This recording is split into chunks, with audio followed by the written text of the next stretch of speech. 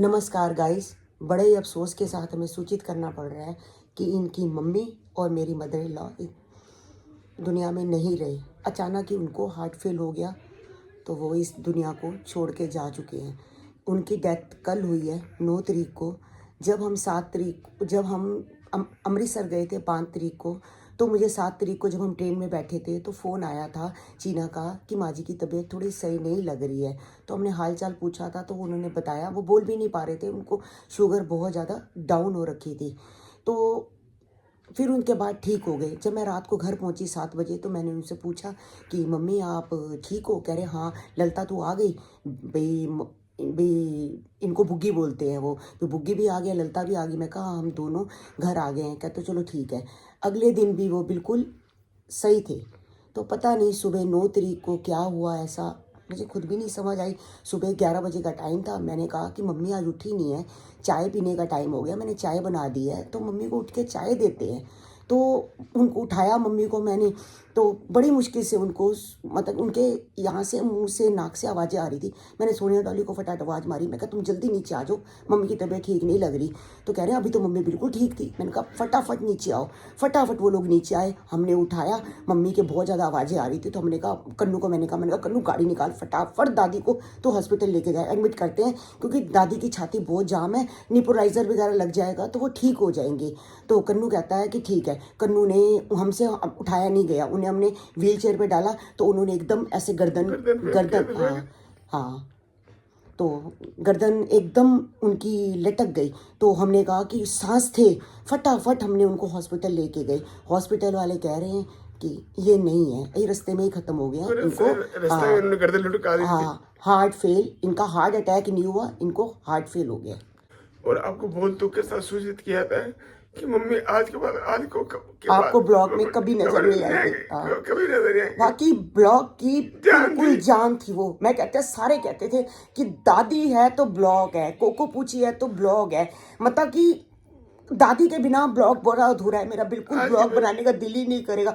मगर मैंने आज आपको इसलिए ये बताया है कि मैंने कहा आप लोगों को भी पता होना चाहिए कि भाई जिस शख्स को आप इतना प्यार करते थे वो इस दुनिया में नहीं है, और आज के बाद आप उनको बिल्कुल नहीं नजर आएंगे। दादी बिल्कुल आपको ब्लॉग में नजर नहीं आएंगे, बिल्कुल नजर नहीं आएंगे ब्लॉग के अंदर। जो इनके पापा हैं वो भी 6 जनवरी को, उनको 27 साल हुए थे। 6 जनवरी की उनकी तबीयत खराब हो गई थी, पता नहीं दिल में लगा लिया क्या लगाया। 6 जनवरी को उनको 27 साल हुए थे। 9 जनवरी को मम्मी भी चली गई, यानी कि दोनों मियाँ बीबी जनवरी में ही चले गए हैं। हाँ, और सबसे बड़ी बात है दोनों का जो श्राद्ध आ रहा है, दोनों दूसरे दिन गए हैं, यानी कि उनके श्राद्ध भी दोनों के एक ही दिन है। हाँ, और दोनों जनवरी में ही चले गए, यानी कि मम्मी ने डैडी के बिना पूरे 27 साल काटे हैं। पूरे 27 साल एक आदमी के बिना काटना बहुत मुश्किल है। मगर बच्चे अच्छे थे उनके चारों बेटे अच्छे थे जो मम्मी को बहुत ध्यान रखते थे। कभी कोई नहीं। हाँ, कभी भी बस ये शुक्र करो कि मम्मी ने मैं अमृतसर थी तो आई, तो मम्मी की तबीयत खराब थी। ये शुक्र करो कि जब अमृतसर थे मम्मी को कुछ नहीं हुआ, तब कुछ नहीं हुआ। मम्मी ने, हम बच्चों के हाथों में मम्मी ने प्राण दिए। बहुत प्यार करती थी गोलू को, चीना को, कन्नू को, सारे पोते पोतियों को बहुत प्यार करती थी मम्मी। गोलू को बहुत प्यार करती थी। गोलू अभी थोड़े दिन पहले मम्मी को मिल के गई है कि दादी बहुत याद कर रही थी। तो पायल और गोलू दोनों आए थे, दादी से मिल के गए हैं। और दादी कहती है मेरी बड़ी इच्छा है कि मैं गोलू का बच्चा देखूं। बस ये अफसोस रह गया कि वो गोलू का बच्चा नहीं देख पाए। नाम गोलू दादी ने रखा था। हाँ, माजी बोलती थी गोलू का नाम। हाँ, माजी बोलती थी। ये गोलू ने ही माजी रखा था। सब दादी बोलते हैं अपनी दादी को, मगर गोलू बोलती थी माजी, आप मेरी माँ हो माजी, क्योंकि दादी बहुत प्यार करती थी।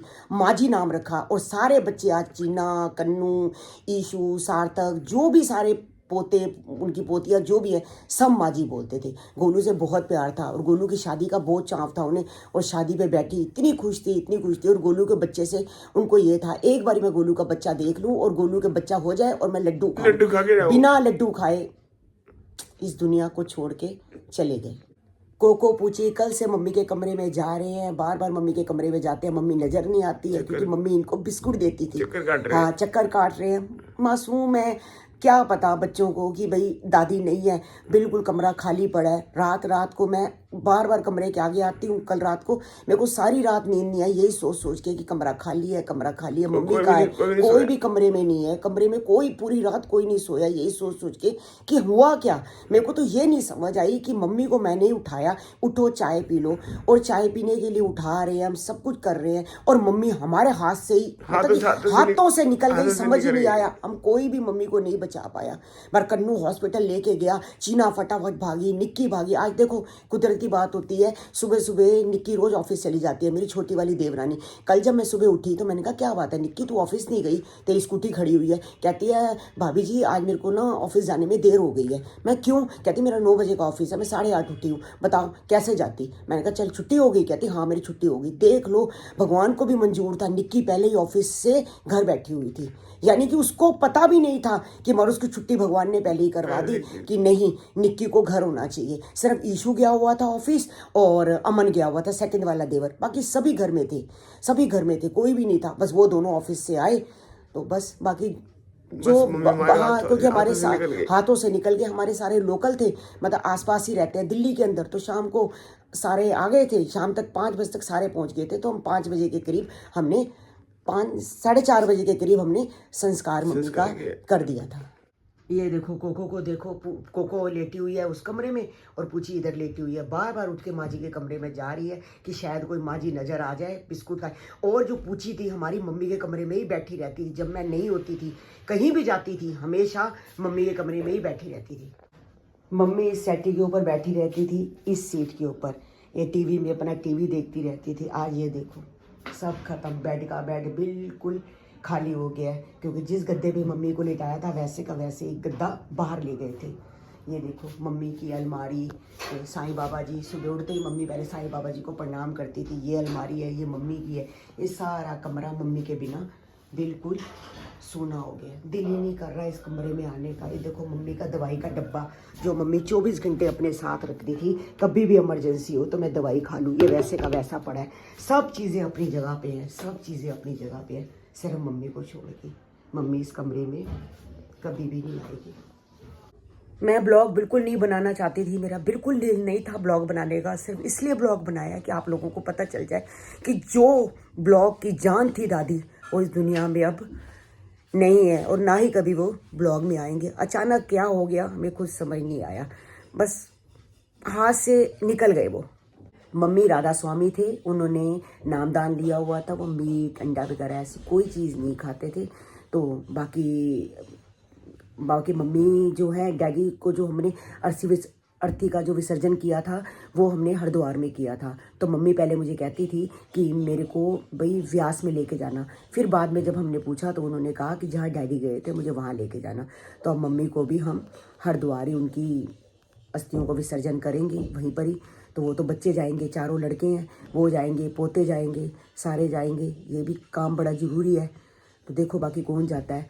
तो बाकी बहुत अच्छे थे वो, बहुत प्यार करते थे मुझसे। आपको वो क्लिप याद है एक बार जब मैं गोलू के घर जा रही थी दिवाली के अंदर, तो दिवाली पे जा रही थी तो वो कितना रोए थे, कितना रोए थे, यही कह के कि तू जब मुझे छोड़ के जा रही है तो मैं कैसे रहूँगी तेरे बिना, मेरे को कौन देखेगा। देखते सारे थे, उनको 4 नुए हैं, उनको किसी चीज़ की कमी नहीं थी। उनकी तो सेवा खूब हम लोगों ने की है, और हमारा फ़र्ज़ है, हमें अपने माँ बाप की सेवा करनी भी चाहिए।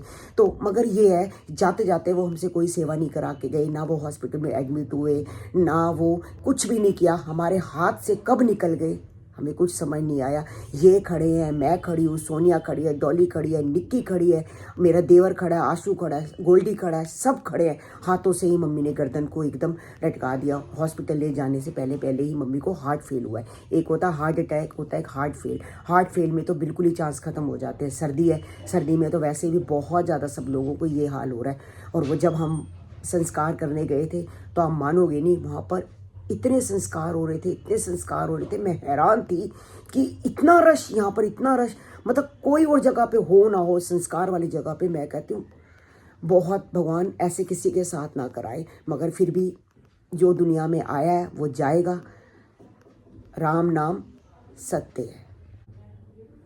9 तारीख को वो हमें छोड़ के चले गए हैं। 9, 10, 11 और 12 तारीख को उनकी मतलब कि क्रिया है। उठाला भी है उस दिन और चौथा भी है उस दिन। अस्थि भी उस दिन चुगने हैं और मतलब कि शाम को मंदिर में क्रिया भी है।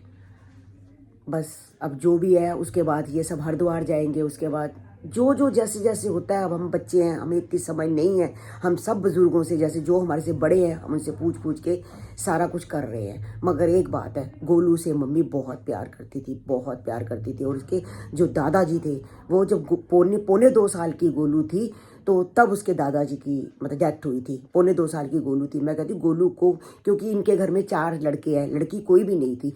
तो जो इसके मतलब दादाजी थे गोलू के, 24 घंटे गोलू को उठा के रखते थे, 1 मिनट भी नहीं छोड़ते थे। हम कहते थे कि गोलू को आप उठाने की आदत मत डालो इतनी कि ऐसा ना हो कि गोलू नीचे बैठे ही ना। वो कहते नहीं, बड़ी मुश्किल से तो मेरे घर लड़की हुई है, बड़ी मुश्किल से तो मेरे घर लड़की हुई है, मैं तो उसको उठाऊंगा। जैसे ऑफिस से आते थे वो उसको उठा के घूमते रहते थे, इसको इतनी चीज़ें लेके देते थे।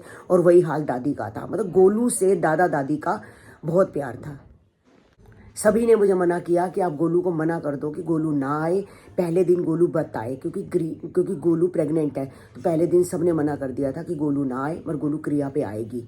क्योंकि उसका वैसे तो पहले दिन भी आती है, मगर प्रेग्नेंट करके वो नहीं, हमने ही मना कर दिया। गोलू तो कहती मैं आती हूँ। मैं कहा नहीं गोलू, तूने नहीं आना, तू क्रिया पे ही आई हो। संदीप भी आ जाएगा और तू भी आ जाइयो, दोनों आ जाओगे क्रिया पे। बाकी पायल का देख लेंगे, चीकू भी है, देखो घर की भी बहुत जिम्मेवारी है। जैसे उनके घर का माहौल होगा तो वो वैसे देख लेंगे।